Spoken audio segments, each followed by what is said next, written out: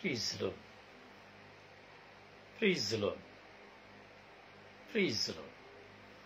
ಪಿತನಿಗೂ ಸುತನಿಗೂ ಮತ್ತು ಪವಿತ್ರ ಆತ್ಮರಿಗೂ ಮಹಿಮೆಯಾಗಲಿ. ಆದಿಯಲ್ಲಿದ್ದ ಹಾಗೆ ಈಗಲೂ ಯಾವಾಗಲೂ ಸದಾಕಾಲಕ್ಕೂ ಸ್ತೋತ್ರ ಉಂಟಾಗಲಿ. Praise the Lord. Praise the Lord. ಪ್ರಭು ಯೇಸುವಿನಲ್ಲಿ ನನ್ನ ಪ್ರಿಯ ಸಹೋದರ ಸಹೋದರಿಯರೇ, ದೇವರ ಮಕ್ಕಳೇ, ದೇವರು ಪ್ರೀತಿ ಸ್ವರೂಪಿ. ದೇವರು ನಿಮ್ಮನ್ನು ಪ್ರೀತಿಸುತ್ತಾರೆ. ದೇವರು ನಿಮ್ಮನ್ನು ಹೆಚ್ಚಾಗಿ ಪ್ರೀತಿಸುತ್ತಾರೆ. Is loving much. ಪ್ರಿಯ, ದೇವರ ಪ್ರೀತಿಯನ್ನು ಅರಿಯಬೇಕಾದರೆ ನನಗೆ ಗೊತ್ತಿಲ್ಲ ಹೇಗೆ ವಿವರಿಸಬೇಕು ಅಂತ ಹೇಳಿ. I know that God's love. ನನಗೆ ಗೊತ್ತು ಆ ದೇವರ ಪ್ರೀತಿ. ಅವರೆಷ್ಟು ಪ್ರೀತಿಸುತ್ತಾರೆ ಅಂದರೆ ಅಳತೆಗಳಿಲ್ಲದಷ್ಟು. ಅವರ ಪ್ರೀತಿ ಎಷ್ಟು ಸುಂದರ ಅಂದ್ರೆ, ಯಾರು ನಮ್ಮನ್ನ ತೊರೆದ್ರು, ಯಾರು ನಮ್ಮನ್ನ ತೆಗಳಿದ್ರು ನಮ್ಮನ್ನ ಪ್ರೀತಿಸ್ತಾನೇ ಇರ್ತಾರೆ. Love is Hamson. ದೇವರ ಪ್ರೀತಿ ಅಳತೆಗಳಿಲ್ಲದ ಪ್ರೀತಿ.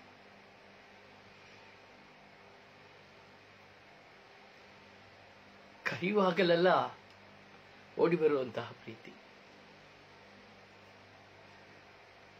ಕುಗ್ಗಿ ಹೋಗುವಾಗಲೆಲ್ಲ ಸಾಂತ್ವನವನ್ನು ಕೊಡುವ ಪ್ರೀತಿ.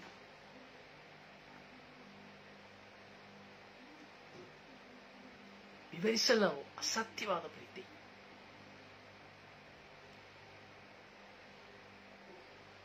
ದುಃಖದಲ್ಲಿರುವಾಗ, ತಿರಸ್ಕರಿಸಲ್ಪಡುವಾಗ, ಭಾರದಿಂದ ಮಲಗಿರುವಾಗ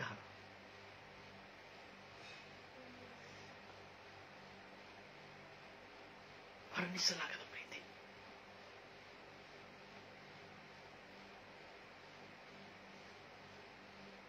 I love you, Jesus. I love you, my God.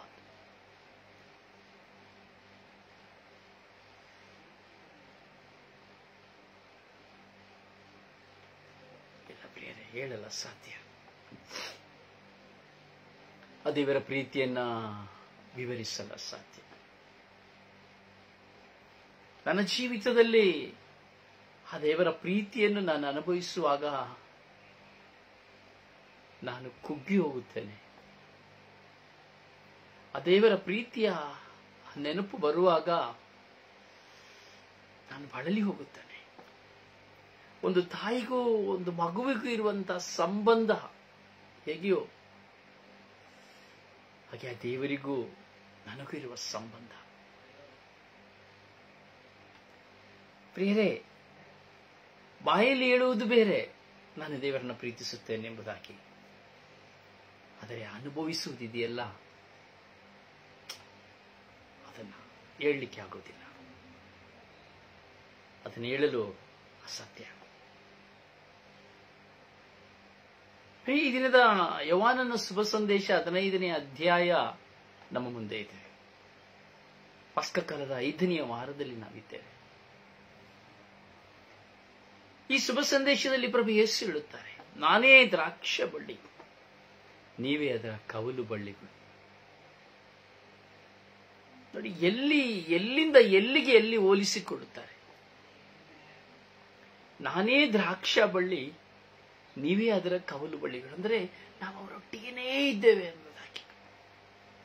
ಹೇಗೆ ಒಂದು ತಾಯಿಯ ಗರ್ಭದಲ್ಲಿ ಭ್ರೂಣದಲ್ಲಿ ಒಂದು ಮಗು ಇರುತ್ತದೋ ಹಾಗೆ ಯೇಸು ಸ್ವಾಮಿ ಹೇಳ್ತಾ ಇದ್ದಾರೆ, ನಾನೇ ದ್ರಾಕ್ಷ ಬಳ್ಳಿ, ನೀವು ಕವಲು ಬಳ್ಳಿಗಳು. ಅಂದರೆ ನಾವು ಅವರಿಗೆ ಅಂಟಿಕೊಂಡಿದ್ದೇವೆ, ನೀವು ಅವರಿಗೆ ಅಂಟಿಕೊಂಡಿದ್ದೀರಿ ಪ್ರಿಯರೇ.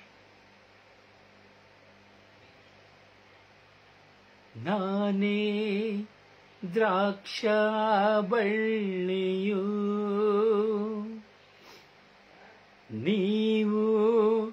ಅದರ ಕೊಂಬೆಗಳು ನೀವು ನನ್ನಲ್ಲಿ ನೆಲೆಯಾಗಿರಿ,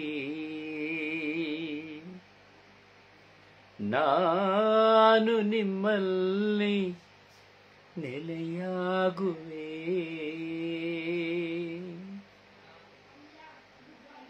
ಸುಳ್ಳುತ್ತಾ ಇದ್ದಾರೆ.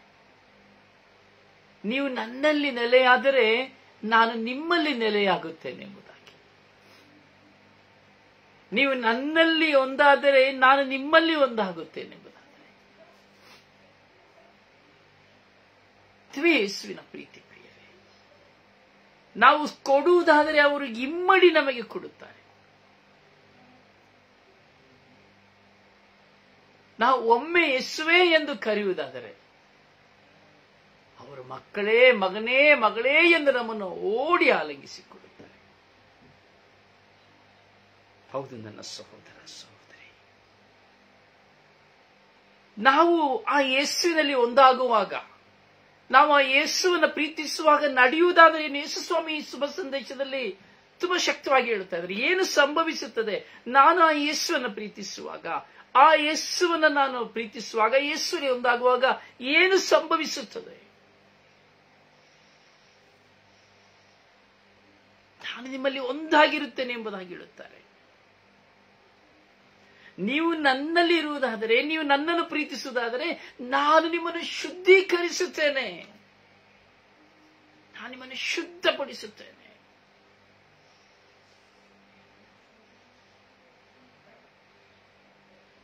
ನೀವು ಶುದ್ಧರಾಗಿರುವಿರಿ, ಯಾವ ಕಳಂಕವಿಲ್ಲದೆ ಇರುವಿರಿ, ಪರಿಶುದ್ಧರಾಗಿರುವಿರಿ, ನನ್ನೊಡನೆ ಇರುವಿರಿ, ನಾನು ಪರಿಶುದ್ಧನಾಗಿರುವಂತೆ ನೀವು ಪರಿಶುದ್ಧರಾಗಿರುವಿರಿ ಎಂಬುದಾಗಿ ಪ್ರಭು ಯೇಸು ಯೋಹಾನನ ಶುಭ ಸಂದೇಶದ 15ನೇ ಅಧ್ಯಾಯದಲ್ಲಿ ಹೇಳುತ್ತಾ ಇದ್ದಾರೆ.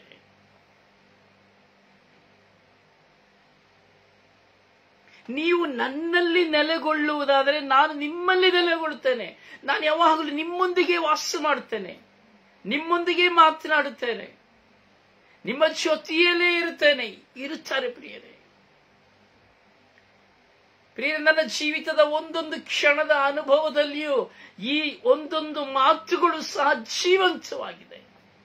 ನಾನು ಅವರಲ್ಲಿ ನೆಲೆಯಾಗುವಾಗಲೆಲ್ಲ, ಅವರಲ್ಲಿ ನಾನಿರುವಾಗಲೆಲ್ಲ, ನಾನು ಅವರನ್ನು ಸ್ಮರಿಸುವಾಗಲೆಲ್ಲ, ನಾನು ಅವರನ್ನು ಕರೆಯುವಾಗಲೆಲ್ಲ, ಅಥವಾ ನೀವು ಸಹ ಪ್ರಿಯರೇ ನನ್ನಂತೆ ನೀವು ಕರೆಯುವಾಗಲ, ಒಂದಾಗಲು ಇಚ್ಛಿಸುವಾಗಲೆಲ್ಲ ಅವರೋಡೋಡಿ ಬರುವರು ನಿಮ್ಮೊಡನೆ.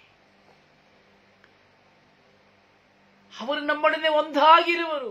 ಎಲ್ಲಿ ಹೋದರೂ ನನ್ನೊಡನಿರುವರು, ಎಲ್ಲಿ ಮಲಗಿದರೂ ನನ್ನೊಡನಿರುವರು, ಏನು ಬಂದರೂ ನನ್ನೊಡನಿರುವರು. ನೋವು, ವೇದನೆ, ದುಃಖ, ಅವಮಾನ, ದೂಷಣೆ, ಅವಹೇಳನಗಳು ಏನು ಬಂದರೂ ಅವರು ನನ್ನೊಡನೆಯೇ ಇರುವರು. ಇದು ನನ್ನ ಅನುಭವ. ದೇವರನ್ನು ಪ್ರೀತಿಸುವವರ ಅನುಭವ, ಪ್ರಭುವನ್ನು ಪ್ರೀತಿಸುವವರ ಅನುಭವ ಇದೇ ಆಗಿರುತ್ತದೆ ಪ್ರಿಯರೇ. ಅವರೆಂದಿಗೂ ನಿಮ್ಮೊಂದಿಗೆ ಇರುವರು, ನಮ್ಮೊಂದಿಗೆ ಇರುವರು.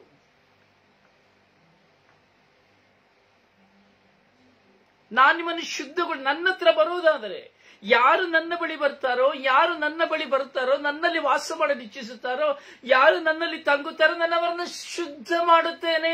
ಅವರಿಗೆ ಅಂಟಿಕೊಂಡಿರುವುದೆಲ್ಲವನ್ನ ತೆಗೆಯುತ್ತೇನೆ. ಲೌಕಿಕವಾದವುಗಳನ್ನು ಅಂಟಿಕೊಂಡಿರುವ ಲೌಕಿಕವಾದದನ್ನು ತೆಗೆಯುತ್ತೇನೆ. ಅವರಿಗೆ ಅಂಟಿಕೊಂಡಿರುವಂತಹ ದೈಹಿಕವಾದದನ್ನು ತೆಗೆಯುತ್ತೇನೆ. ಅವರಿಗೆ ಅಂಟಿಕೊಂಡಿರುವಂತಹ ಮಾನಸಿಕವಾದದನ್ನು ತೆಗೆಯುತ್ತೇನೆ. ಅವರಿಗೆ ಅಂಟಿಕೊಂಡಿರುವಂತಹ ಸಕಲ ವಿಧವಾದ ಕಲ್ಮಶಗಳನ್ನು ನಾನು ತೆಗೆಯುತ್ತೇನೆ. ನಾನು ಸವರಿ ಶುದ್ಧ ಮಾಡುತ್ತೇನೆ.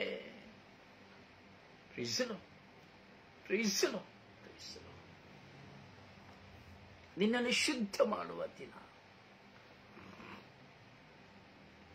ನಮ್ಮನ್ನು ಶುದ್ಧ ಮಾಡುವ ದಿನ.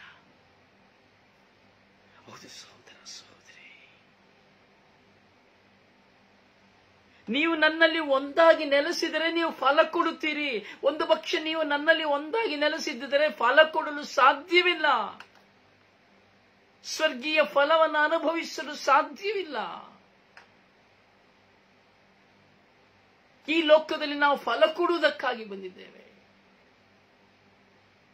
ಇದೇ ಯೋಹಾನ ಶುಭ ಸಂದೇಶದಲ್ಲಿ 16ನೇ ಅಧ್ಯಾಯದಲ್ಲಿ ನಾವು ನೋಡುವಾಗ ಹೇಳುತ್ತಾರೆ, ನೀವು ಈ ಲೋಕಕ್ಕೆ ಹೋಗಬೇಕು, ಸಫಲರಾಗಬೇಕೆಂಬುದೇ ನನ್ನ ಇಚ್ಛೆ ಎಂಬುದಾಗಿ.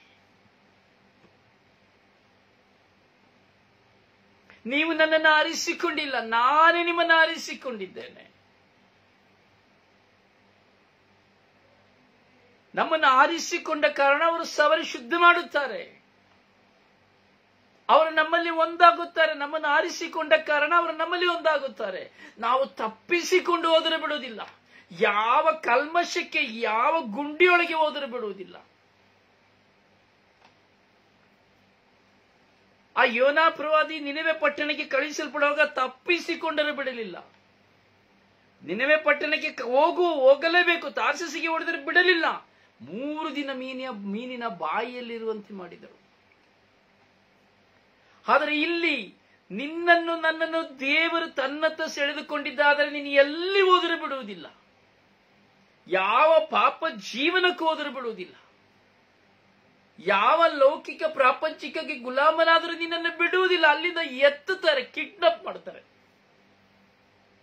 ಯಾಕೆಂದರೆ ನೀನು ಅವರಿಗೆ ಅಂಟಿಕೊಂಡ, ನಾನು ಅವರಿಗೆ ಅಂಟಿಕೊಂಡ ಕವಲು ಬಳ್ಳಿಯಾಗಿರುತ್ತೇನೆ. ಅವನಲ್ಲಿ ನಾನು ನೆಲೆಯಾಗಿದ್ದೇನೆ. ಸಲುವಾಗಿ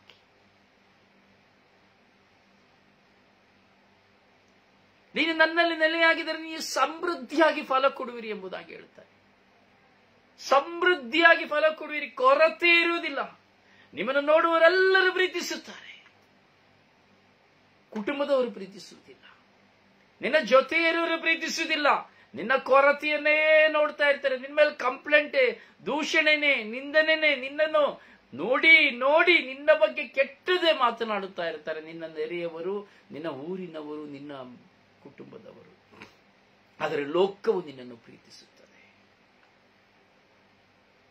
ಲೋಕವು ನಿನ್ನನ್ನು ಸ್ವೀಕರಿಸುತ್ತದೆ. ಯಾಕೆಂದರೆ ನಿನ್ನಲ್ಲಿ ಆ ದೇವರು ಒಂದಾಗಿರುವ ಕಾರಣ, ನಿನ್ನಲ್ಲಿ ದೇವರು ವಾಸ ಮಾಡುವ ಕಾರಣ ನೀನು ಸಮೃದ್ಧಿಯಾಗಿ ಫಲ ಕೊಡುವವರಾಗುತ್ತೀಯ. ಯಾವುದಿದು ಸಮೃದ್ಧಿಯಾದ ಫಲ? ಸಮಾಧಾನವಿಲ್ಲದವರಿಗೆ ಸಮಾಧಾನ, ಸಂತೋಷವಿಲ್ಲದವರಿಗೆ ಸಂತೋಷ, ನೆಮ್ಮದಿ ಇಲ್ಲದವರಿಗೆ ನೆಮ್ಮದಿ, ರೋಗದಲ್ಲಿರುವವರಿಗೆ ಬಿಡುಗಡೆ, ಬಂಧನದಲ್ಲಿರುವವರಿಗೆ ಬಿಡುಗಡೆ, ಕಟ್ಟಿನಲ್ಲಿರುವವರಿಗೆ ಬಿಡುಗಡೆ. ಸಮೃದ್ಧಿಯಾದ ಫಲವನ್ನ ನಾನು ಈ ಲೋಕಕ್ಕೆ ಕೊಡಲು ಕರೆ ಹೊಂದಿದವನಾಗಿದ್ದೇನೆ. Hallelujah, hallelujah, hallelujah, hallelujah. ನೀನು ಸಾಧಾರಣ ವ್ಯಕ್ತಿಯಲ್ಲ ನನ್ನ ಸಹೋದರ ಸಹೋದರಿ. ದೇವರು ನಿನ್ನನ್ನು ಕರೆದಿದ್ದಾರೆ. ಈ ಕ್ಷಣ ದೇವರ ವಾಕ್ಯವನ್ನು ಕೇಳಲು ನಿನ್ನ ಕಿವಿಗಳು ತೆರೆಯಲ್ಪಟ್ಟಿದೆ. ಹೌದು, ನಿನ್ನ ದೇವರ ವಾಕ್ಯವನ್ನು ಕೇಳಲು ನೀನು ಈ ಕ್ಷಣ ಈ ಸ್ವರ್ಗೀಯ ಮನ್ನ ಮುಂದೆ ಇದ್ದೀಯ. ಕಾರಣ ದೇವರು ನೀನು ಯಾರೆಂಬುದನ್ನ, ನೀನು ಯಾವುದಕ್ಕಾಗಿ ಕರೆಯಲ್ಪಟ್ಟಿದ್ದೀಯ ಎಂಬುದನ್ನ, ನೀನು ಯಾರೊಂದಿಗೆ ಇರಬೇಕು ಇದ್ದೀಯ ಎಂಬುದನ್ನು ದೇವರು ತಿಳಿಯಪಡಿಸುತ್ತಾ ಇದ್ದಾರೆ. Praise the Lord, praise the Lord, praise the Lord. ಪ್ರಿಯ ಸಹೋದರನೇ ಸಹೋದರಿ, ನಾವು ಆ ದೇವರನ್ನ ಬಿಟ್ಟು ಏನನ್ನೂ ಮಾಡಲು ಸಾಧ್ಯವಿಲ್ಲ. ನಾವು ಯೇಸು ಸ್ವಾಮಿ ಹೇಳ್ತಾರೆ, ನನ್ನಿಂದ ಬೇರ್ಪಟ್ಟು ನಿಮ್ಮಿಂದ ಏನೂ ಮಾಡಲಾಗದು. ಯಾಕೆಂದರೆ ನಾನು ನಿಮ್ಮನ್ನು ಆರಿಸಿಕೊಂಡಿದ್ದೇನೆ. I am chosen you. That's why ನೀನು ನನ್ನನ್ನು ಬಿಟ್ಟು ಏನೂ ಮಾಡಲು ಸಾಧ್ಯವಿಲ್ಲ, ಎಲ್ಲಿ ಹೋದರೂ ಸಾಧ್ಯವಿಲ್ಲ.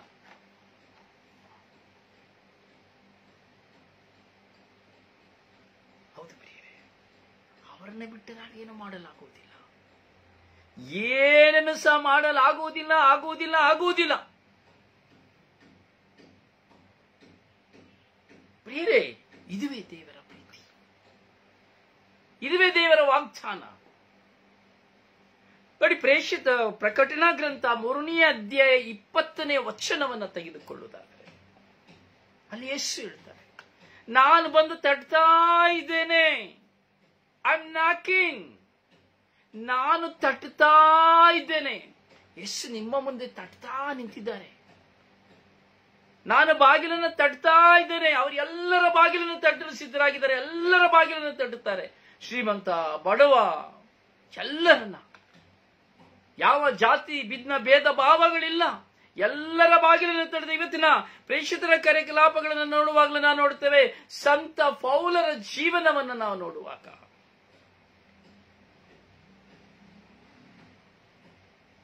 ಗ್ರೀಕರು ಅವರನ್ನ ಹಿಡಿದು ಬಂಧಿಸಬೇಕೆಂದು ಯತ್ನಿಸುವಾಗ ದೇವರು ಸಂತ ಪೌಲರನ್ನು ಆರಿಸಿಕೊಂಡರು. ಹೇಳ್ತಾರೆ, ಅನ್ಯ ಜನರಿಗೆ ಜ್ಯೋತಿಯನ್ನಾಗಿಯೂ ವಿಶ್ವಪೂರ್ತಿಗೆ ಜೀವೋದ್ಧಾರದ ಸಾಧನವನ್ನಾಗಿಯೂ ನಾನು ನಿನ್ನನ್ನು ನೇಮಿಸಿದ್ದೇನೆ ಎಂಬುದಾಗಿ ಪ್ರೇಷಿತರ ಕಾರ್ಯಕಲಾಪಗಳಲ್ಲಿ 9ನೇ ಅಧ್ಯಾಯದಲ್ಲಿ ಇದು ಮಾತನಾಡುತ್ತಾರೆ. ಪರರಿಗಾಗಿ ನನ್ನನ್ನು ನಿಮ್ಮನ್ನು ಆರಿಸಿಕೊಂಡಿದ್ದಾರೆ. ಹಾಗೆ ಪ್ರತಿಯೊಬ್ಬರ ಹೃದಯದ ಬಾಗಿಲ ಬಳಿ ನಿಂತು ತಟ್ಟುತ್ತಾ ಇದ್ದಾರೆ. ಯಾರು ಬಾಗಿಲು ತೆರೆದರೂ ಅವರೊಂದಿಗೆ ಪ್ರವೇಶಿಸುತ್ತೇನೆ ಎಂಬುದಾಗಿ ಹೇಳುತ್ತಾರೆ. ಯಾರು ಸ್ವರ ಕೇಳಿ ಬಾಗಿಲು ತೆರೆದರೂ ನಾನು ಅವನೊಳಗೆ ಪ್ರವೇಶಿಸುವೆನು. ಈಗ ಈ ಕ್ಷಣ ನಿನ್ನ ಯೇಸು ನಿನ್ನಲ್ಲಿ ಪ್ರವೇಶಿಸಲು ನಿನ್ನ ಹೃದಯ ಮುಂದೆ ಈ ವಾಕ್ಯದ ಮೂಲಕವಾಗಿ ಬಾಗಿಲನ್ನು ತಟ್ಟುತ್ತಾ ಇದ್ದಾರೆ. ಈ ಸ್ವರ್ಗೀಯಮನ ಮೂಲಕವಾಗಿ ಬಾಗಿಲನ್ನು ತಟ್ಟುತ್ತಾ ಇದ್ದಾರೆ. ತೆರೆಯುವವರೆಷ್ಟು ಜನ, ತೆರೆದವರು ಮುಚ್ಚಿಕೊಂಡವರು ಎಷ್ಟು ಜನ. ಎಷ್ಟೋ ಜನ ಮುಚ್ಚಿಕೊಂಡು ಬಿಟ್ರು. ಕಾರಣ ಏನು ಗೊತ್ತುಂಟ? ಸ್ವಾರ್ಥ. ಕೆಟ್ಟತನ ಒಳಗೆ ನುಗ್ಗಿದ ತಕ್ಷಣ ಬಾಗಿಲು ಮುಚ್ಚಿಕೊಂಡು ಬಿಟ್ಟಿತು. ದೇವರ ವಾಕ್ಯವನ್ನ ಅಲ್ಲಗೆಳೆಯುತ್ತಾ, ದೇವರ ವಾಕ್ಯವನ್ನು ನಿರಾಕರಿಸುತ್ತಾ, ವಾಕ್ಯದಲ್ಲಿ ಮನುಷ್ಯನನ್ನು ನೋಡುವ ಕಾರಣ ಮನುಷ್ಯ ಬಾಗಿಲನ್ನು ಮುಚ್ಚಿಬಿಡುತ್ತಾನೆ.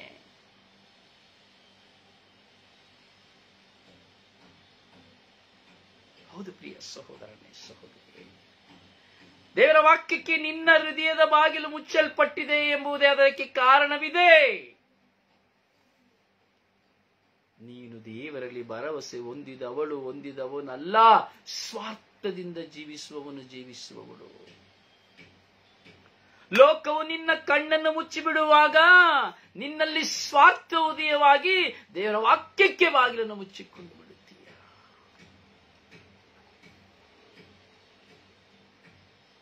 ನೀನು ಬಾಗಿಲನ್ನು ತೆರೆದು ನಾನು ಒಳಗೆ ಪ್ರವೇಶಿಸುವೆನು, ನಿನ್ನೊಡನೆ ನಾನು ಊಟ ಮಾಡುವೆನು ಎಂಬುದಾಗಿ ಯೇಸು ಸ್ವಾಮಿ ಹೇಳುತ್ತಾ ಇದ್ದಾರೆ. ನಿನ್ನಲ್ಲಿ ನಾನು ತಂಗುವೆನು ಎಂಬುದಾಗಿ ಯೇಸು ಸ್ವಾಮಿ ಹೇಳುತ್ತಾ ಇದ್ದಾರೆ. ಎಷ್ಟು ಜನ ಈ ವಾಕ್ಯಕ್ಕೆ ಕಿವಿಗೊಟ್ಟು ಆ ಪ್ರಭು ಯೇಸುವನ್ನು ಸ್ವಾಗತಿಸಿದ್ದೇವೆ. ಓ ಪ್ರಿಯ ಸಹೋದರನೇ, ಸಹೋದರಿ, ನಾವು ಚಿಂತಿಸಬೇಕು, ತುಂಬಾ ಆಳವಾಗಿ ಚಿಂತಿಸಬೇಕು.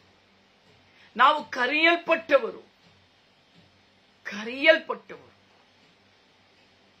ದೇವರ ಚಿತ್ತವನ್ನು ನೆರವೇರಿಸುವುದಕ್ಕಾಗಿ ಸೆಳೆಯಲ್ಪಟ್ಟವರು. ಎಲ್ಲಿ ತಪ್ಪಿಸಿಕೊಂಡು ಹೋದರೂ ನಿನ್ನನ್ನು ಬಿಡುವುದಿಲ್ಲ. ಎಲ್ಲಿ ತಪ್ಪಿಸಿಕೊಂಡು ಹೋದರೂ ದೇವರು ನಿನ್ನನ್ನು ಬಿಡುವುದಿಲ್ಲ. ನಿನ್ನ ಹೃದಯವು ಸೀಳುವಂತೆ ಮಾಡುತ್ತಾರೆ. ನಿನ್ನ ತಪ್ಪಿನ ಅರಿವನ್ನು ನಿನಗೆ ಕೊಡುತ್ತಾರೆ. ನಿನ್ನ ಪಾಪದ ಅರಿವನ್ನು ನಿನಗೆ ಕೊಡುತ್ತಾರೆ. ದೇವರ ವಾಕ್ಯವನ್ನ, ದೇವರನ್ನು ಬಿಟ್ಟು ಹೋದ ಕ್ಷಣಗಳನ್ನ ಅವರು ನಿನ್ನ ಮುಂದೆ ತರುತ್ತಾರೆ. ಏಕೆಂದರೆ ನೀನು ಅವರಿಗೆ ಅಂಟಿಕೊಂಡಿದ್ದೀಯ. ನಿನ್ನನ್ನು ಅವರಿಂದ ದೂರ ಮಾಡಲು ಸೈತಾನನ ಹಲವಿಧವಾದ ಪ್ರಚೋದನೆಗಳ ಮೂಲಕವಾಗಿ ಹಲವು ವ್ಯಕ್ತಿಗಳ ನಿಮಿತ್ತವಾಗಿ ನಿನ್ನಲ್ಲಿ ಬಿತ್ತಲ್ಪಟ್ಟಿದ್ದನ್ನು ಕಿತ್ತು ಹಾಕಿರಬಹುದು.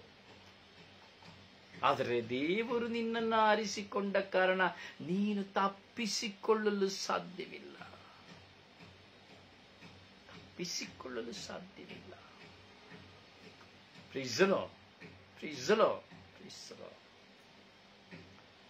ಒಂದನ್ನ ಸಹೋದರ, ಸಹೋದರಿ, ದೇವರು ನಿನ್ನನ್ನು ಪ್ರೀತಿಸುತ್ತಾರೆ. ದೇವರು ನಿನ್ನನ್ನು ಪ್ರೀತಿಸುತ್ತಾ ಇದ್ದಾರೆ.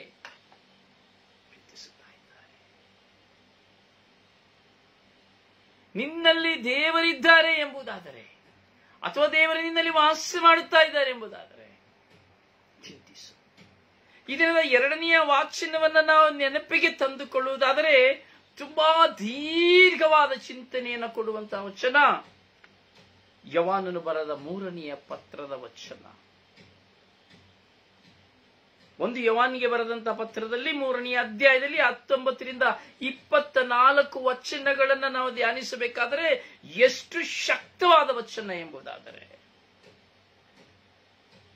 ನಾನು ಯಾರಾಗಿದ್ದೇನೆ, ಯಾರಾಗಿ ಜೀವಿಸಿದ್ದೇನೆ, ಹೇಗೆ ಜೀವಿಸಿದ್ದೇನೆ, ದೇವರ ಮುಂದೆ ನಾನು ನಿಲ್ಲಲು ಯೋಗ್ಯಳು ಆಗಿದ್ದೇನಾ ಎಂಬುವಂತಹ ಸತ್ಯಕಟಕವಾದ ವಿಷಯವನ್ನ ಸಂತ ಪೌಲರು ಪವಿತ್ರಾತ್ಮಭರಿತರಾಗಿ, ಸಂತ ಯೋಹಾನರು ಪವಿತ್ರಾತ್ಮಭರಿತರಾಗಿ ತಿಳಿಸಿಕೊಡುತ್ತಾರೆ. Praise the Lord, praise the Lord, praise the Lord ತಿಳಿಸಿಕೊಡುತ್ತಾರೆ. ಯೇಸುಸ್ವಾಮಿಯ ವಾಚನಗಳನ್ನ ಆಲಿಸಿದಂತ ಹಾಗೂ ಯೇಸುಸ್ವಾಮಿಯ ವಚನಗಳನ್ನ ಗ್ರಹಿಸಿದಂತ ಸಂತ ಯೋಹಾನರು ಸತ್ಯಾಂಶವನ್ನು ವೆಳಿಪಡಿಸ್ತಾ ಇದ್ದಾರೆ. ಬರಿಯ ಮಾತಿನಿಂದಾಗಲಿ ಬಾಯಿ ಉಪಚಾರದಿಂದಾಗಲಿ ಪ್ರೀತಿಸುವರಾಗಬಾರದು. ನೋಡಿ, ಇವತ್ತು ಬರೀ ಬಾಯಿ ಮಾತಿಂದ ಪ್ರೀತಿಸೋದನ್ನ ನೋಡ್ತೀವಿ. ಐ ಲವ್ ಯು ಸುಮ್ಮನೆ ಬರೀ ಬಾಯಿ ಮಾತಿನಿಂದ, ಬಾಯಿ ಉಪಚಾರದಿಂದ ಬನ್ನಿ ಊಟ ಮಾಡ್ತೀರಾ, ನಾನು ನೋಡಿ ಬಾಯಿ ಉಪಚಾರದಿಂದ ಬನ್ನಿ ಊಟ ಮಾಡ್ತೀರಾ, ಊಟ ಕೊಡ್ಲಾ, ಕಾಫಿ ಕೊಡ್ಲಾ, ತಿಂಡಿ ಕೊಡ್ಲಾ, ಮನಸ್ಸೇ ಇರುವುದಿಲ್ಲ. ಕೊಡಬೇಕು ನ ಹೃದಯ ಇರುವುದಿಲ್ಲ. ಕೇವಲ ಬಾಯಿ ಉಪಚಾರ ಮಾಡುವಂತಹ ವ್ಯಕ್ತಿಗಳಾಗಿದ್ದೇವೆ. ಬಾಯಿ ಮಾತಿನಿಂದ ಉಪಚಾರವನ್ನು ಮಾಡುತ್ತೇವೆ. ದೇವರ ವಾಕ್ಯವನ್ನ ಬರೀ ಬಾಯಿಯ ಮಾತಿನಿಂದ ಮಾತ್ರ ಯೇಸುವೇ ಸ್ತೋತ್ರ, hallelujah, praise the Lord, hallelujah ಎಂಬುದನ್ನು ಮಾತ್ರ ನಾವು ನೋಡುತ್ತಾ ಇದ್ದೇವೆ.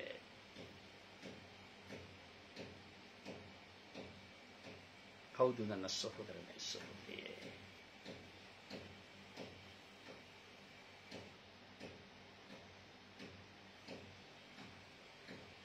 ನಮ್ಮ ಪ್ರೀತಿ, ವಚನ ಹೇಳ್ತಾ ಇದೆ, ನಮ್ಮ ಪ್ರೀತಿ ಸತ್ಯದಲ್ಲೂ ಕಾರ್ಯದಲ್ಲಿ ವ್ಯಕ್ತವಾಗಬೇಕು. ಸತ್ಯದಲ್ಲೂ ಕಾರ್ಯದಲ್ಲಿ ವ್ಯಕ್ತವಾಗಬೇಕು ನಮ್ಮ ಪ್ರೀತಿ. ನಮ್ಮನ್ನು ಪ್ರೀತಿಸುವವರನ್ನೇ ಪ್ರೀತಿಸಿದರೆ ಏನು ಪ್ರಯೋಜನವಿಲ್ಲ. ಸುಮ್ಮನೆ ಜನರನ್ನು ಮೆಚ್ಚಿಸ್ಕೊಳ್ಳೋದು ಪ್ರೀತಿಸಿ ಒಂದಿನ ಸತ್ತೋಗ್ತೀವಿ ಅಷ್ಟೇನೆ. ನಾನು ಈ ಲೋಕದಲ್ಲಿ ಜನರನ್ನು ಮೆಚ್ಚಿಸುವಂತೆ ಪ್ರೀತಿಸಿ ನಟನೆ ಮಾಡಿ ಸತ್ತು ಹೋಗುವಾಗ ಎಷ್ಟೋ ಜನರು ಆ ಮೋಸದ ಪ್ರೀತಿಗೆ ಸೋತುವಾಗಿ ಹಿಂದೆ ಬರ್ತಾರೆ. ಸತ್ತಾಗ ದೇವದೂತರು ಹಿಂದೆ ಬರುವುದಿಲ್ಲ. ಯಾಕೆಂದ್ರೆ ನಿನ್ನ ಸ್ವಾರ್ಥ ದೇವರಿಗೆ ಗೊತ್ತುಂಟು. ಅದಕ್ಕೆ ಈ ಲೋಕದಲ್ಲಿ ಜೀವಿಸಬೇಕಾದರೆ ನಾನು ಹೇಗೆ ಜೀವಿಸಬೇಕು, ನಾನು ಹೇಗೆ ಜೀವಿಸ್ತಾ ಇದ್ದೇನೆ, ಹೇಗೆ ಜೀವಿಸಿದ ನಿಜವಾಗಿ ನಾನು ಸ್ವರ್ಗ ರಾಜ್ಯಕ್ಕೆ ಸೀಮಿತನಾಗಿದ್ದೇನಾ ಅಥವಾ ದೇವರಿಗೆ ಮೆಚ್ಚುಗೆ ಉಳ್ಳವನಾಗಿದ್ದೇನಾ, ದೇವರ ಕವಲು ಬಳ್ಳಿಯಾಗಿ ನಾನು ಅಂಟಿಕೊಂಡಿದ್ದೇನೆ ಎಂಬುದನ್ನ ಸ್ಪಷ್ಟವಾಗಿ ನಾನು ಮತ್ತು ನೀವು ಈ ಲೋಕದಲ್ಲಿ ಅರಿಯಬಹುದು.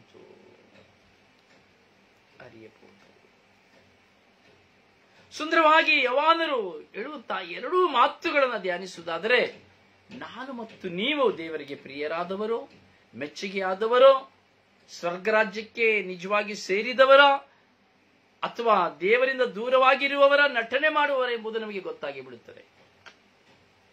ಖಂಡಿತ ಗೊತ್ತಾಗಿ ಬಿಡುತ್ತದೆ.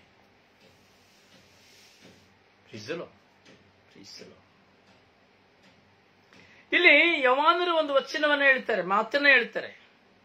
ಯಾವ ವಿಷಯದಲ್ಲಾದರೂ ನಮ್ಮ ಮನಸ್ಸಾಕ್ಷಿ ನಮ್ಮನ್ನು ಖಂಡಿಸಿದ್ದೇ ಆದರೆ ಎಲ್ಲವನ್ನ ಬಲ್ಲ ದೇವರು ನಮ್ಮ ಮನಸ್ಸಾಕ್ಷಿಗಿಂತಲೂ ದೊಡ್ಡವರೆಂಬುದನ್ನು ನಿಮಗೆ ತಿಳಿದಿರಲಿ. ನಮ್ಮ ಮನಸ್ಸಾಕ್ಷಿಗಿಂತ ದೊಡ್ಡವರು ದೇವರು. ಯಾವ ವಿಷಯದಲ್ಲಾದರೂ ನಮ್ಮ ಮನಸ್ಸಾಕ್ಷಿ ಖಂಡಿಸಿತು ಎಂಬುದಾದರೆ ಅಲ್ಲಿ ನಾವು ಚೆನ್ನಾಗಿ ಅರ್ಥ ಮಾಡಿಕೊಳ್ಬೇಕು. ಮನಸ್ಸಾಕ್ಷಿ ಖಂಡಿಸಬೇಕು. ನಮ್ಮ ತಪ್ಪು ಮಾಡುವಾಗ ಮನಸ್ಸಾಕ್ಷಿ ಖಂಡಿಸ್ತದೆ. ಏನಾದರೂ ಮಾಡಬಾರದಂತ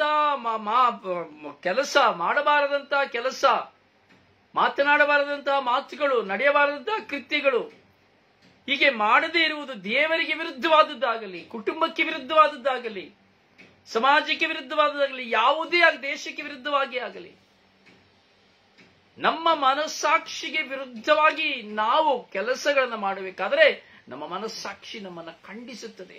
ಹೃದಯ ಹೇಳ್ತಾ ಇರ್ತದೆ, ತಪ್ಪು ಮಾಡಿದ್ದೇನೆ, ಅಯ್ಯೋ ನಾನು ತಪ್ಪು ಮಾಡಿದೆ, ಅಯ್ಯೋ ನಾನು ಮೋಸ ಮಾಡಿದೆ, ಅಯ್ಯೋ ನಾನು ಸುಳ್ಳು ಹೇಳಿದೆ, ಅಯ್ಯೋ ನಾನು ಚಾಡಿ ಹೇಳಿದೆ, ಅಯ್ಯೋ ನಾನು ಅಪವಾದ ಹೊರಿಸಿದೆ, ಅಯ್ಯೋ ನಾನು ಸಂಶಯ ಪಟ್ಟೆ, ಅಯ್ಯೋ ನಾನು ಕೆಟ್ಟ. ರಾತ್ರಿ ಎಲ್ಲ ಮಲಗುವಾಗ ಹೃದಯದಲ್ಲಿ ಮೆಲುಕು ಹಾಕುತ್ತಾ ತಡವರಿಸುತ್ತದೆ. ಯಾರಿಗೆ?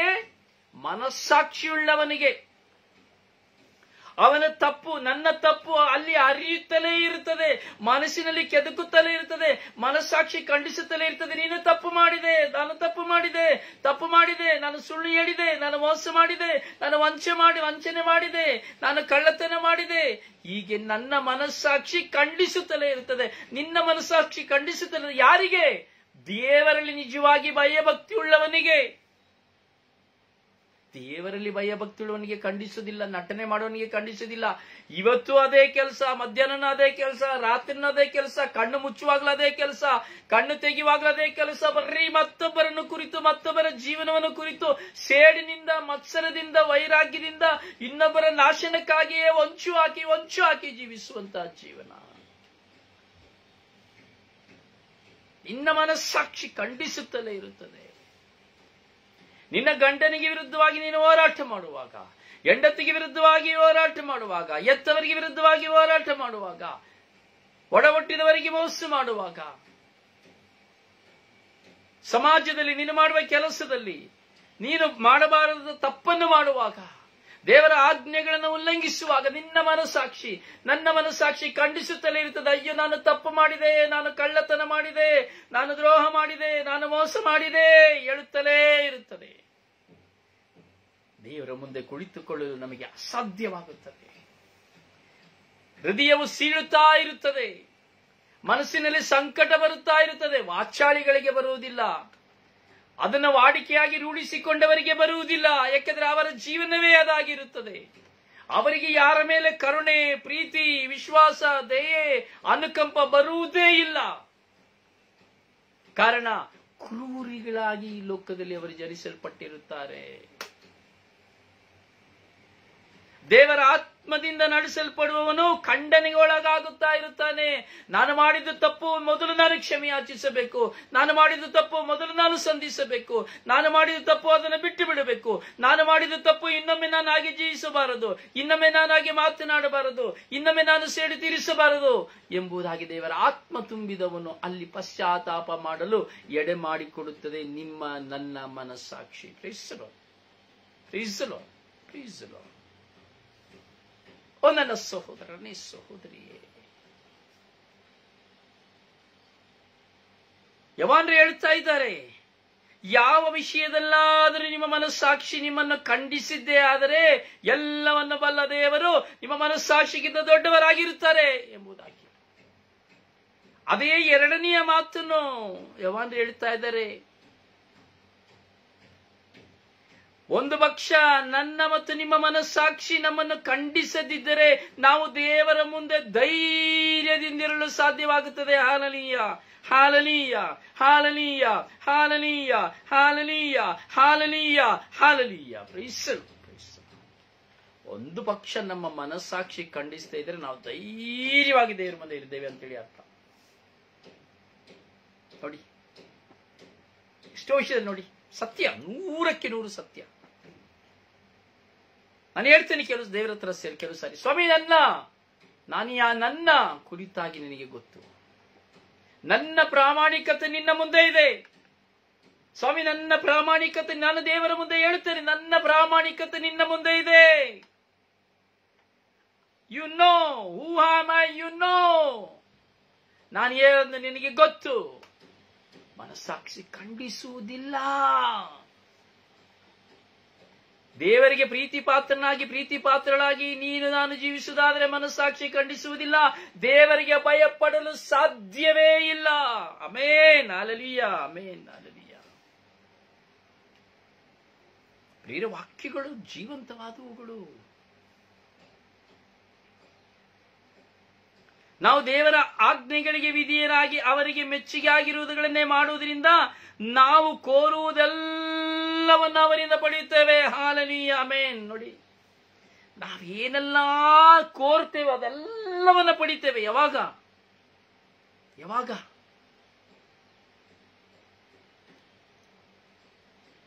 ಅವರ ಆಜ್ಞೆಗಳಿಗೆ ವಿಧೇಯರಾಗುವಾಗ,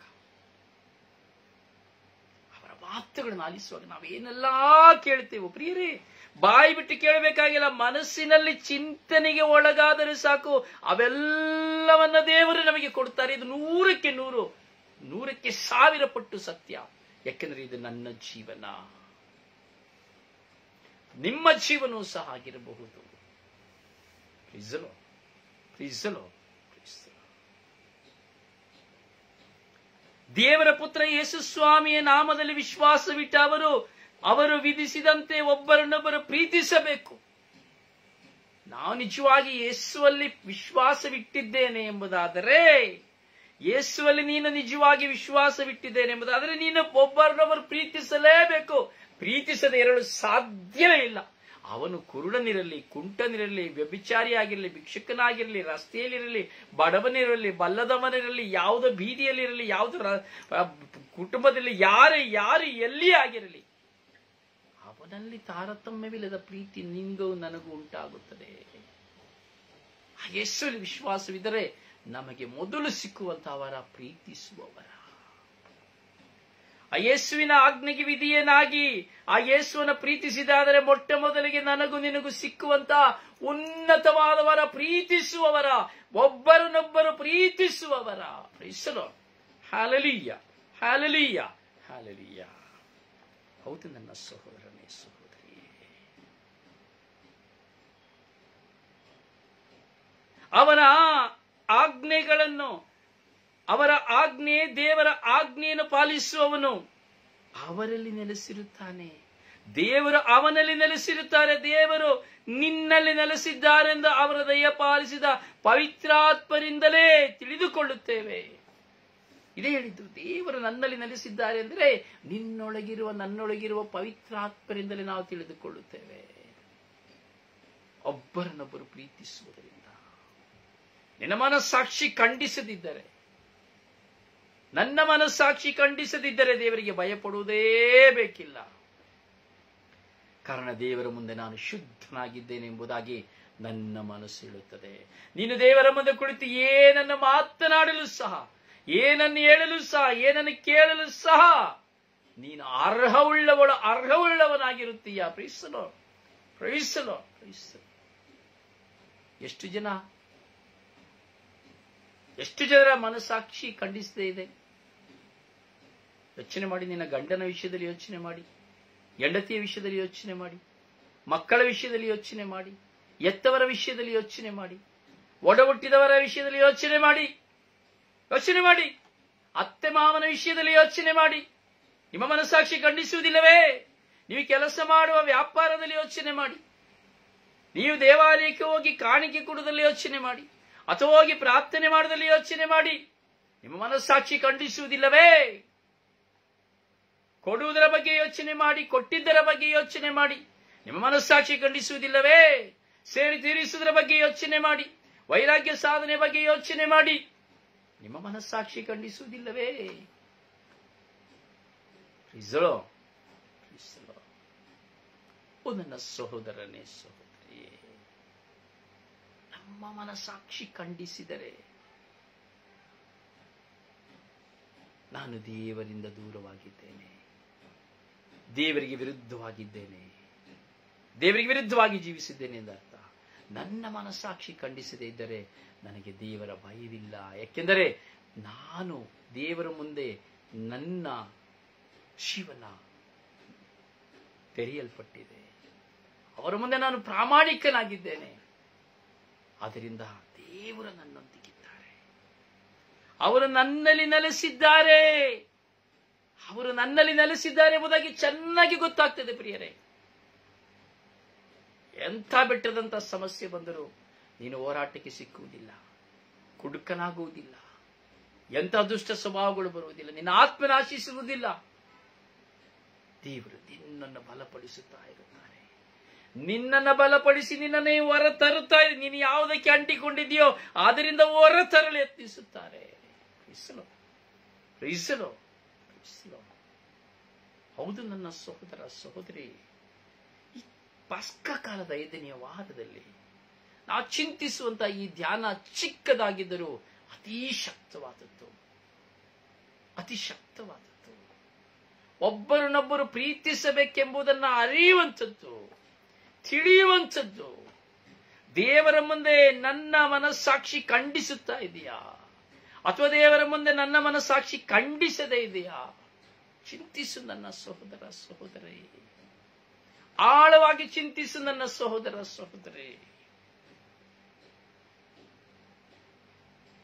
ವಾಕ್ಯಗಳು ಕೇವಲ ಶಬ್ದಗಳಲ್ಲ, ಶಕ್ತಿ. ಈ ಸಂದೇಶವನ್ನು ಕೇಳುವಾಗಲೇ ನನ್ನ ಸಹೋದರ, ಸಹೋದರಿ, ನಿನ್ನ ಹೃದಯದಲ್ಲಿ ಖಂಡನೆ ಪ್ರಾರಂಭವಾಗಬಹುದು. ನೀನು ಯಾರಾಗಿದ್ದೀಯ ದೇವರ ಮುಂದೆ ಎಂಬುದನ್ನ ಇಂದಿನ ಈ ವಚನ ನಿನ್ನೊಡನೆ ಮಾತನಾಡುತ್ತಿದೆ. ನಿನ್ನ ಮನಸ್ಸಾಕ್ಷಿಗೆ ವಿರುದ್ಧವಾಗಿದ್ದೀಯಾ ಅಥವಾ ಮನಸ್ಸಾಕ್ಷಿಗೆ ಅವಿರುದ್ಧವಾಗಿದ್ದೀಯಾ ಎಂಬುದನ್ನ ಈ ಕ್ಷಣ ನಿನ್ನ ಮನಸ್ಸಾಕ್ಷಿ ನಿನ್ನ ಮುಂದೆ ಮಾತನಾಡುತ್ತದೆ. ತೆಗೆದುಕೋ ನಿನ್ನ ಕಣ್ಣು ಮುಂದೆ ಎಲ್ಲರನ್ನ, ಎಲ್ಲ ವಿಷಯಗಳನ್ನ, ಎಲ್ಲ ಕಾರ್ಯಗಳನ್ನ. ಎಷ್ಟು ಜನ ಇದ್ದಾರೆ ನಿನ್ನ ಮುಂದೆ? ಎಷ್ಟು ಜನರನ್ನ ನೀನು ತಿರಸ್ಕರಿಸಿದ್ದೀಯಾ? ಮೋಸ ಮಾಡಿದ್ದೀಯಾ? ಅನ್ಯಾಯ ಮಾಡಿದ್ದೀಯಾ? ಕಳ್ಳತನ ಮಾಡಿದ್ದೀಯಾ? ಏನು ಮಾಡಿದ್ದೀಯಾ? ಯೋಚಿಸು. ನಿನ್ನ ಹೃದಯವನ್ನು ದೇವರಿಗೆ ಕೊಟ್ಟಿರುವೆಯಾ? ನಿನ್ನ ದೇವರೊಂದಿಗೆ ವಾಸ ಮಾಡಲು ನೀನು ಯೋಚಿಸಿರುವೆಯಾ ಅಥವಾ ಬರೀ ಕೇವಲ ಶಬ್ದದ ಪ್ರಾರ್ಥನೆಯಲ್ಲಿ ಪಯಣ ಮಾಡಿ ಹೋಗಿದ್ದೀಯಾ? ಯೋಚಿಸು. ನಿನ್ನ ಮನಸ್ಸಾಕ್ಷಿ ಇಂದು ನಿನ್ನ ಮನಸ್ಸಾಕ್ಷಿ ಖಂಡಿಸುತ್ತಾ ಇದೆಯಾ ಅಥವಾ ಖಂಡಿಸದೇ ಇದೆಯಾ? ಯೋಚಿಸು.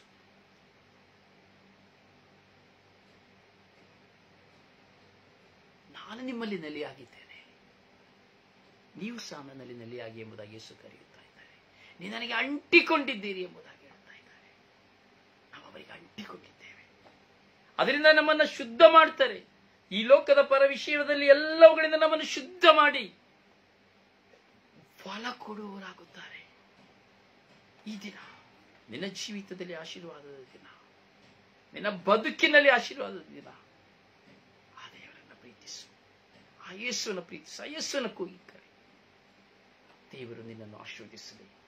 ನಿಮಗಾಗಿ ಪ್ರಾರ್ಥಿಸುವ ನಿಮ್ಮ ಸೇವಕ brother Rosario Pandavapura. Praise the lord.